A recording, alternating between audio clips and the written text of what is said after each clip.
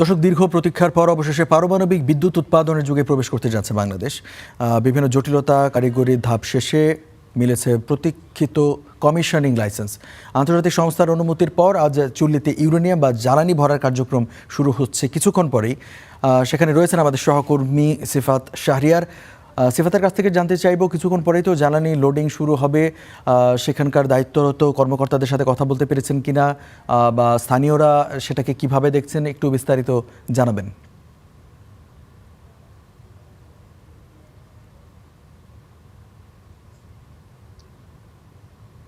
দীর্ঘ প্রতীক্ষার পর প্রথম বাংলাদেশের পারমাণবিক সক্ষমতার একটা প্রকাশও বলা যায়। আজকে জ্বালানি লোড হবে এবং সেটি শুরু হবে। রঞ্জু, এটি ৩০ দিন ধরেই এই জ্বালানি লোডিং চলবে।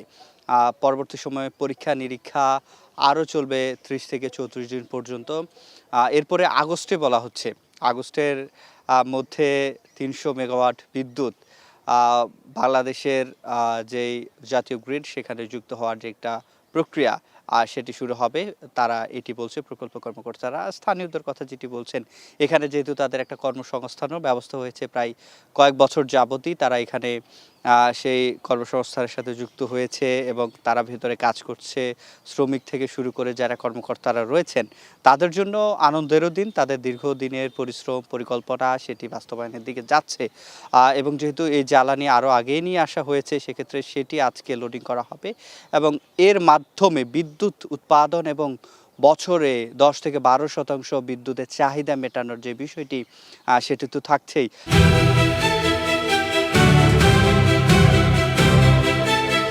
আমাদের সহকর্মী রয়েছেন, তিনি এখানকার স্থানীয়ভাবে সকলের সাথে কথা বলছেন, দীর্ঘদিন যাবৎ সেটি দেখছেন। একটু তার সাথেই কথা বলতে চাই। আপনি তো কথা বলেছেন, যারা প্রকল্প কর্মকর্তা রয়েছেন, খুব সংক্ষেপে জানতে চাই তারা কি বলছে। জি, সিফাত, আপনি জানেন যে আজকে জ্বালানি লোডিংয়ের মাধ্যম দিয়ে একটি নতুন মাইল ফলকের সামনে বাংলাদেশ এবং সেটি এই রূপপুর পারমাণবিক বিদ্যুৎ কেন্দ্রকে কেন্দ্র করে। সুতরাং এখানে রূপপুর পারমাণবিক বিদ্যুৎ কেন্দ্রের যে শ্রমিক রয়েছেন, যারা দীর্ঘদিন পরিশ্রম করছেন, এটা নিয়ে কাজ করছেন বাংলাদেশের মানুষের স্বপ্ন পূরণে, এবং যারা এই রূপপুরবাসীরা রয়েছেন, যারা স্থানীয়ভাবে এই রূপপুরকে দেখছেন, রূপপুরের এই বেড়ে ওঠারা রূপপুরকে এই নির্মাণ প্রক্রিয়ার সঙ্গে যুক্ত।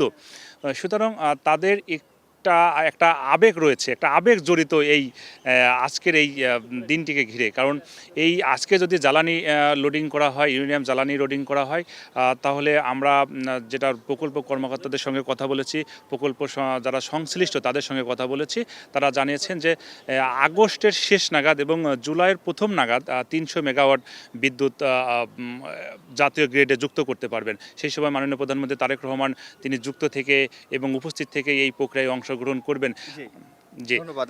আমাদের সহকর্মীর সাথে কথা বলছিলাম, তিনি যেটি বলছিলেন যে আগস্টের কথাই বলছিলেন, সেই সময় প্রধানমন্ত্রী হয়তো থাকবেন। আজকে যিনি বিজ্ঞান প্রযুক্তি মন্ত্রী এবং উপদেষ্টা যারা রয়েছেন তারা এখানে উপস্থিত থাকবেন এবং দুপুর ২:৩০টায় রঞ্জু সেটি যে লোডিং কাজ সেটি চলবে এবং মাসব্যাপী এই লোডিংয়ের পরেই মূলত দৃশ্যমান হবে যে বিদ্যুৎ আমরা পেতে যাচ্ছি এবং প্রায় ১০০ কোটি টাকার মতো সাশ্রয় হবে যদি বছরে এটি একটা ইউনিট চালু করা যায়। আরও একটি ইউনিট রয়েছে, সেটির কার্যক্রম চলমান রয়েছে। তো এই ছিল আমার কাছে রূপপুর পারমাণবিক বিদ্যুৎ কেন্দ্রের জ্বালানি লোডিংয়ের সবশেষ। সিফাত শাহরিয়ার, আপনাকে ধন্যবাদ।